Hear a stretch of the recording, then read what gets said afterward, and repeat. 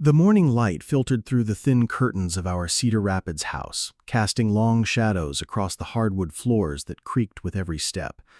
I stood in my bedroom, mechanically folding shirts into my duffel bag, each movement deliberate but hollow.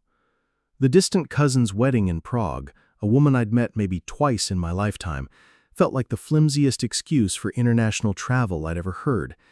But here I was, packing anyway, because sometimes saying no to my father required more energy than I possessed. Downstairs, Dad's voice carried through the walls with its familiar edge of impatience. "Linda, where are the damn passport holders? We can't afford to look disorganized at customs." Mom's muffled response was lost in the shuffle of luggage being dragged across the kitchen floor, but I knew she was scrambling to meet his demands. She always did. Before we jump back in, tell us where you're tuning in from, and if this story touches you, make sure you're subscribed, because tomorrow I've saved something extra special for you. I zipped my bag closed and made my way to the living room, where Grandma Maggie sat in the corner armchair, her small floral suitcase resting beside her like a loyal pet. At 78, she still maintained an air of quiet dignity, her silver hair pulled back in a neat bun, her hands folded carefully in her lap. But there was something fragile about her this morning, a tremor in her fingers, a distant look in her eyes that made my chest tighten. "Need help with anything, Grandma?" I asked, crouching beside her chair. She looked up at me with those pale blue eyes that had always been kind, even when everything else in our house felt cold. "Oh, Ethan, dear, could you help me with this sipper?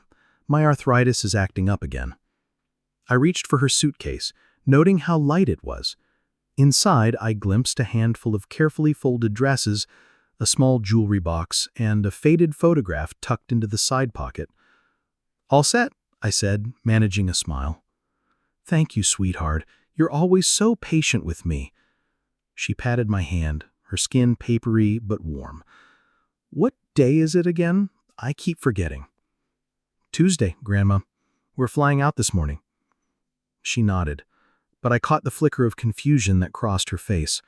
It wasn't the first time lately. Mom had mentioned it in passing, how Grandma sometimes asked the same question twice, or forgot where she put her reading glasses. But in our family, we had a talent for pretending uncomfortable truths didn't exist. "Move faster, people," Dad's voice boomed from the kitchen. "The shuttle to the airport won't wait, and I'm not paying for a taxi because we're running behind." I watched Grandma flinch at his tone, her shoulders drawing inward like she was trying to make herself smaller. Mom appeared in the doorway, her face wearing that practiced smile she reserved for keeping the peace. "Margaret, are you ready, dear?" she asked, though her eyes were already scanning the room for forgotten items. "Yes, I think so." Grandma's voice was barely above a whisper. As I helped her stand, her grip on my arm was stronger than I expected. In that moment, watching her steady herself against my shoulder, I made a quiet promise to myself. Whatever happened on this trip, I wouldn't let them treat her like she was invisible. The car was already running in the driveway, Dad drumming his fingers impatiently on the steering wheel. The car felt smaller than it actually was, cramped with tension and the weight of unspoken grievances. Dad gripped the steering wheel like he was strangling it, his knuckles white against the black leather. Mom sat in the passenger seat, her purse clutched tightly in her lap, occasionally checking her phone for flight updates that hadn't changed in the last 10 minutes. Grandma Maggie and I shared the back seat, her small frame pressed against the window as she watched the Iowa countryside roll by. The morning sun caught the frost on the corn stubble, making the fields shimmer like broken glass. She seemed mesmerized by it, her fingers tracing patterns on the cold window. "I remember the last time your grandfather and I flew somewhere," she said quietly, her voice barely audible over the hum of the engine. "It was to see his brother in Denver. Harold was so nervous about flying, kept checking his pocket for the tickets every 5 minutes. A soft smile crossed her lips. But once we were up in the air, he pressed his nose to the window like a little boy, pointing out every cloud formation. I found myself leaning closer, hungry for these glimpses into a past I'd never really been told about. "When was that, Grandma?" "Oh, it must have been—" She paused, her brow furrowing slightly. "1987, or was it 88? The years blur together now." From the front seat, Dad's voice cut through our conversation like a blade. Jesus, the cost of these tickets is obscene. International flights, hotel rooms, meals, we're looking at $5,000 minimum. And for what? Some cousin we barely know getting married to a guy from Prague we'll never see again? Mom's voice was carefully neutral. It's important to Helen that we're there, Howard. She's your family. My family? Dad's laugh was bitter. Helen's been dead to this family for 20 years. The only reason we're going is because Mother insisted. Didn't you, Mom? Had to make this big emotional appeal about honoring family bonds and all that guilt trip nonsense. Grandma's fingers stilled on the window. I just thought it would be nice, she whispered. Harold always said family was the most important thing. Harold's been dead for 3 years, Dad snapped. Maybe it's time to stop living in the past. The silence that followed was suffocating. I watched Mom's shoulders tense, saw her turn her wedding ring around and around on her finger, a nervous habit I'd noticed since childhood. But she never said anything. I felt something hot and sharp rising in my chest, the familiar urge to speak up warring with 29 years of learned silence. Grandma's hand found mine on the seat between us, her fingers cold and trembling. The wedding will be beautiful, I said, loud enough for everyone to hear. Prague is supposed to be amazing this time of year. Dad's eyes found mine in the mirror, cold and dismissive. Since when do you care about travel, Ethan? You haven't been anywhere farther than Des Moines in 5 years. Mom finally turned around, offering that brittle smile again. Your father's just stressed about the logistics, Margaret. You know how he gets with travel arrangements. But I caught the subtle eye roll she thought no one would see, the slight shake of her head as she turned back around. Even she was tired of Dad's cruelty, but tired wasn't the same as brave enough to stop it. The airport exit sign came into view, and my stomach clenched. Something told me this trip was going to test us all in ways we weren't prepared for. The Cedar Rapids airport was mercifully small, but even its modest corridors seemed to overwhelm Grandma Maggie. She moved slowly, her cane tapping against the polished floor, pausing every few steps to catch her breath or reorient herself. The fluorescent lights reflected harshly off the white tiles, making everything feel clinical and unwelcoming. Dad strode ahead with his rolling suitcase, checking his watch every 30 seconds. We have exactly 47 minutes to make it through security and to the gate, he announced to no one in particular. I don't want to hear any complaints about rushing. I deliberately slowed my pace to match Grandma's, offering me her arm when she stumbled slightly near the check-in counter. Take your time, I murmured. We're not in that much of a hurry. She squeezed my arm gratefully, and I felt that familiar protective surge I'd been experiencing more often lately. Behind us, I could hear Dad's voice rising as he spoke to the gate agent, something about seat assignments and special accommodations he'd never requested. What is this piece of junk? Dad's voice carried across the waiting area as Grandma approached with her worn carry-on bag, a faded blue canvas tote that had probably been with her for 20 years. A businessman in an expensive suit looked up from his laptop, eyebrows raised at the commotion. It looks like something from a garage sale. What are people going to think when we're boarding with that thing? He shook his head in disgust. I should have bought you proper luggage months ago. Mom hovered between them, her hands fluttering nervously. Maybe we could find a gift shop, buy something small to put her things in. We don't have time for shopping expeditions, Dad snapped. He turned to Mom with barely concealed irritation. Why didn't you handle this before today? I watched Grandma's shoulders curve inward, her grip tightening on the handle of her bag. The businessman was still watching, along with a young mother with 2 small children. Their curious stares made my skin crawl. The bag is fine, I said, stepping closer to Grandma. It's functional, and that's all that matters. Dad's eyes narrowed as they fixed on me. Since when do you have opinions about travel gear? Since I started paying attention, I replied, surprised by the steadiness of my own voice. The boarding announcement crackled over the intercom, and Dad immediately shifted in emotion. Let's go, and I want to sit together as a family, no splitting up across the aisle. But as we moved toward the gate, I made a quiet decision. I was going to sit next to Grandma, whether Dad liked it or not. Chicago O'Hare hit us like a wall of noise and chaos. The moment we stepped off the connecting flight, Grandma Maggie gripped my arm so tightly I could feel her fingernails through my jacket sleeve. The corridor stretched endlessly in every direction, filled with rushing passengers dragging wheeled luggage, automated announcements echoing overhead, and the constant hum of thousands of conversations in dozens of languages.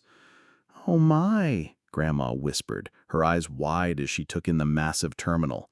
"It's like a small city." I guided her to the side of the walkway, away from the stream of hurried travelers. "We'll take it slow," I assured her. "Dad can wait." But Dad wasn't waiting.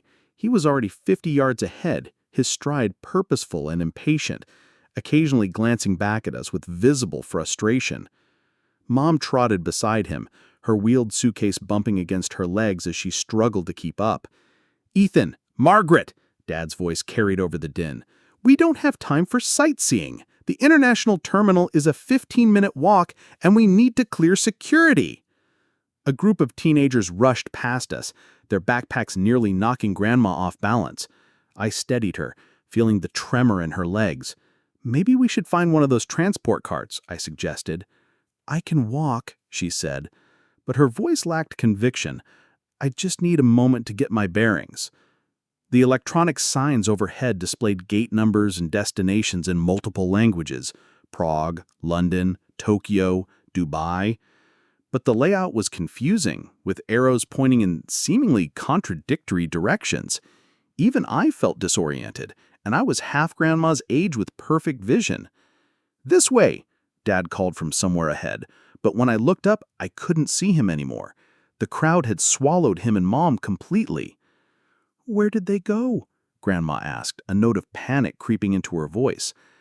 I scanned the sea of faces, finally spotting Dad's great jacket near the money exchange.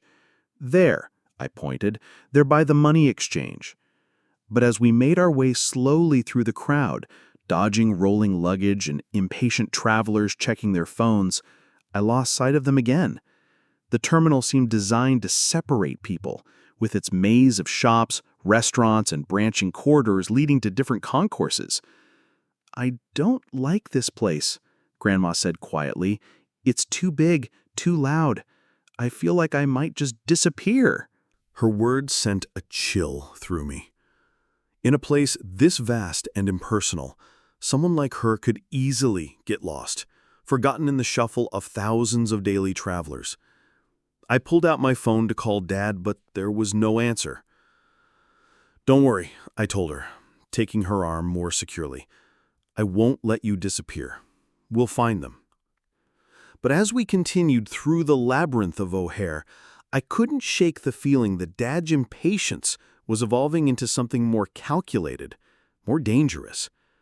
The way he'd rushed ahead, the way he'd dismissed her struggles, it felt less like thoughtlessness and more like abandonment. Finally, I spotted them near the entrance to the international terminal, standing beneath a sign that read, "Security Checkpoint, All International Departures." Dad was checking his watch again, his face dark with irritation. The security line snaked through a maze of metal barriers, filled with travelers shuffling forward with their shoes in plastic bins and laptops balanced precariously in their arms. Grandma Maggie stood beside me, staring uncertainly at the chaos of the checkpoint ahead. "I don't understand all these rules," she whispered, watching a woman ahead of us struggle to remove her boots. "These laces are so difficult with my arthritis." "It's okay," I said gently. "People over 75 don't have to remove their shoes. You just walk through the scanner." But she looked confused, overwhelmed by the TSA officers shouting instructions and the constant beeping of metal detectors. Her hands trembled as she clutched her small purse, and I could see the panic building in her pale blue eyes. Dad stepped forward to the document checker, his movements sharp and efficient. "4 passengers, international departure," he said, handing over our boarding passes and passports. The TSA officer, a middle-aged Latino man whose name tag read Alvarez, glanced at the documents and then looked up at our group.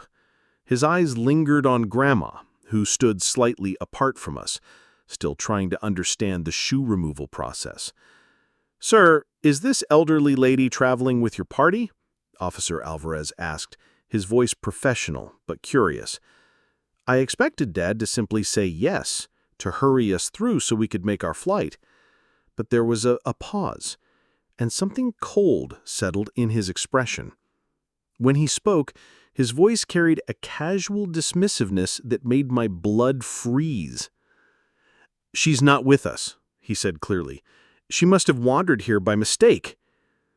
The words hit me like a physical blow. I felt my breath catch, my mouth opening in shock as I stared at my father's profile. Around us, the noise of the security checkpoint seemed to fade into a distant hum. Grandma turned at the sound of his voice, confusion and hurt flickering across her weathered features. "Howard," she said softly, her voice barely audible above the crowd. Officer Alvarez's eyebrows raised slightly. "Sir, could you clarify what you mean?" Dad's jaw tightened, but he pressed on with the same cold calculation. "The elderly woman isn't traveling with us. She must need assistance finding her caretaker or whoever brought her here. We have our own flight to catch." "Howard, what are you saying?" Mom's voice was barely a whisper, her face pale with shock. But Dad ignored her, his attention focused entirely on the TSA officer. "We can't be responsible for every confused senior citizen who wanders into the airport." The security line behind us had come to a complete stop. Passengers craned their necks to see what was causing the delay, and I could feel their curious stares burning into my back. Grandma looked directly at me then, her eyes pleading and lost. In that moment, I realized my father had just tried to abandon his own mother in one of the busiest airports in the world. Officer Alvarez turned his gaze to me. "Son, is this woman traveling with your family today?" The question hung in the air like a blade waiting to fall. Officer Alvarez's dark eyes held mine, patient but expectant, while the entire security line waited for my answer. Behind me, I could hear whispered conversations as passengers tried to understand what was happening. My throat felt dry like sandpaper. 29 years of conditioning screamed at me to stay quiet, to let Dad handle this, to avoid making a scene. But when I looked at Grandma Maggie, standing there with her small floral purse clutched against her chest, her eyes wide with confusion and hurt, something fundamental shifted inside me. "Yes," I said, my voice stronger than I expected. "She's my grandmother. She's traveling with us." Dad's head snapped toward me, his face flushing red. "Ethan, what the hell are you doing?" "Telling the truth," I replied, stepping closer to Grandma. She immediately moved toward me, her small hand finding my arm like an anchor. I felt her squeeze my arm, a silent plea for me not to abandon her the way her son just had. The simple trust in that gesture made my chest tighten with a mixture of protectiveness and rage I'd never felt before. Officer Alvarez nodded slowly, his professional mask revealing a flicker of something that might have been approval. "And you are?"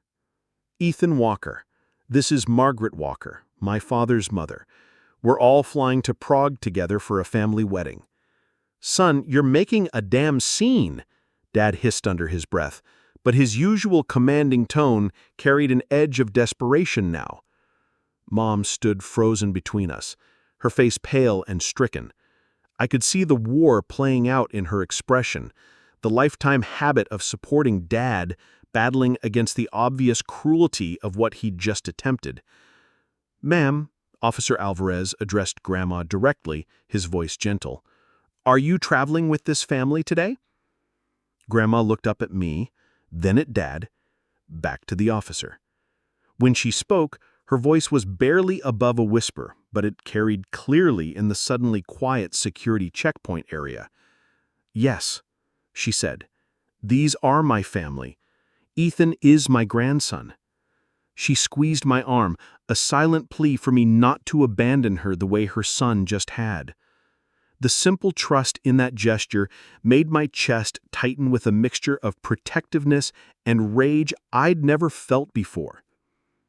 Officer Alvarez made a note on his clipboard, then looked directly at Dad. "Sir, I'm going to need to speak with you privately about this discrepancy." "There's no discrepancy, just a misunderstanding. We're going to miss our flight if we don't move this along." But Alvarez wasn't buying it. He raised his hand, signaling for another officer to approach. The crowd behind us was growing restless, but I didn't care anymore. For the first time in my adult life, I had chosen truth over peace. And despite the chaos erupting around us, I felt something I'd never experienced before when facing my father's anger. I felt free. "Don't let go," I whispered to Grandma. "I won't," she whispered back. As Officer Alvarez conferred with his colleague in hushed tones, a voice cut through the tension from somewhere behind us in the security line. "Excuse me, officer." I turned to see a middle-aged Indian woman in a burgundy sari stepping forward, her own boarding pass and passport still in her hands. She was petite, but carried herself with quiet authority, her dark eyes sharp with intelligence. "Yes, ma'am," Alvarez responded, looking slightly surprised by the interruption. "I couldn't help but overhear the confusion," she said, her accent crisp and precise. "I was sitting across from this family in the previous terminal when they arrived from Cedar Rapids. The elderly lady was definitely with them. I remember because she was having trouble with her carry-on, and the young man helped her." She gestured toward me and Grandma. My heart surged with gratitude. Here was a complete stranger willing to speak up when it mattered. Dad's face had gone from red to ashen. "Ma'am, I appreciate your concern, but this is a family matter." "Actually, sir," Officer Alvarez interrupted, "this is now a security matter." He turned back to the woman. "Are you certain about what you observed?" "Absolutely. They were together at the gate, and they boarded the connecting flight as a family group, 4 people." Her gaze fixed on Dad with barely concealed disapproval. "I noticed because I'm traveling to visit my own elderly mother, and I was touched by how patient the grandson was with his grandmother." Grandma's grip on my arm tightened, and I heard her whisper, "Thank you," though I wasn't sure if she was speaking to me or to the woman who had just become our unexpected ally. "This is ridiculous," Dad said, his voice rising slightly. "We're going to miss our flight because of some stranger's interference. Ethan, tell them you made a mistake." The command hit me like it had so many times before, sharp, authoritative, designed to make me fold. But something had changed in those few minutes at the checkpoint. The woman's intervention had shown me that sometimes strangers could be braver than family, that doing the right thing didn't have to be a solitary act. "I didn't make a mistake, Dad," I said quietly. "Grandma is coming with us, or I'm not going at all." The security area had grown quieter, other passengers straining to hear the drama unfolding. Mom finally found her voice, though it came out as barely more than a croak. "Howard, please, people are staring." But Dad's mask of respectability was cracking. His jaw worked furiously, and I could see the calculation in his eyes as he realized his plan was falling apart in the most public way possible. Officer Alvarez exchanged a meaningful look with his colleague, then turned to us with professional calm. "I think we need to step aside and sort this out properly. Ma'am," he addressed the Indian woman, "thank you for speaking up. That took courage." She nodded at Grandma and me before returning to her place in line, but her intervention had changed everything. Officer Alvarez led Grandma and me to a small windowless room off the main security area. The fluorescent lights hummed overhead, casting everything in harsh white light. 2 plastic chairs sat across from a metal desk, and I helped Grandma settle into one while I took the other. "This is just a formality," Alvarez said, closing the door behind us. "But given the confusion out there, I need to get the facts straight." He pulled out a notepad and pen, his demeanor professional but not unkind. Grandma sat quietly, her hands folded in her lap, looking smaller and more fragile than I'd ever seen her. The ordeal had drained the color from her cheeks, and I could see the tremor in her fingers had gotten worse. "Ma'am, can you tell me your full name and relationship to the people you were traveling with?" Alvarez asked gently. "Margaret Eleanor Walker. Howard is my son. Linda is his wife. And Ethan." She looked at me with eyes that held both gratitude and exhaustion. "Ethan is my grandson, my dear grandson." Alvarez made notes, then looked at me. "And you can confirm you're all traveling together to Prague for a family event?" "A cousin's wedding. We booked the tickets 2 months ago, all 4 of us." I paused, then felt compelled to add, "My father has issues with my grandmother. He finds her a burden sometimes." The words felt strange coming out of my mouth. I'd never spoken that truth aloud before, never acknowledged the pattern of casual cruelty I'd witnessed for years. "Has he ever tried something like this before?" Alvarez asked, his pen poised. I hesitated, thinking of all the small moments, the impatient sighs, the dismissive comments, the way Dad would leave Grandma behind when walking through stores. "Not this extreme," I said finally. Grandma reached over and took my hand. "You shouldn't have to deal with this, sweetheart," she said softly. "I never wanted to be a burden to anyone." "You're not a burden, Grandma. You never have been." Alvarez set down his pen and leaned back in his chair.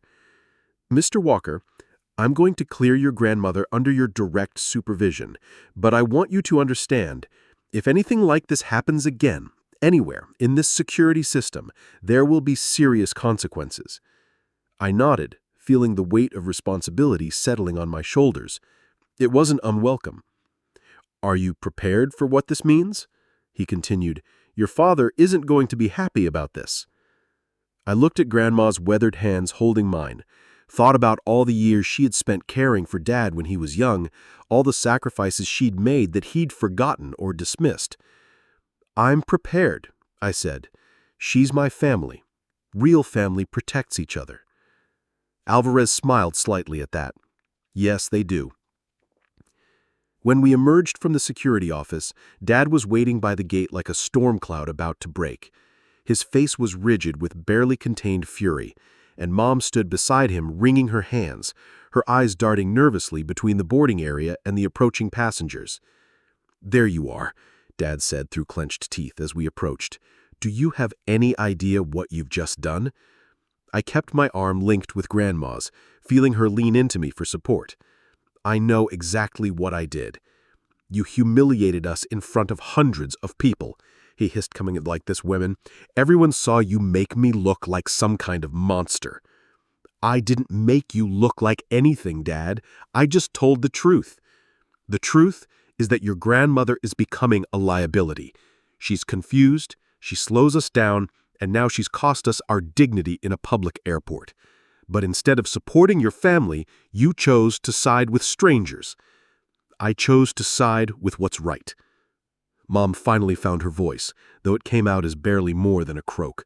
"Howard, please, people are staring." But Dad's mask of respectability was cracking. His jaw worked furiously, and I could see the calculation in his eyes as he realized his plan was falling apart in the most public way possible. Dad's face went from red to white.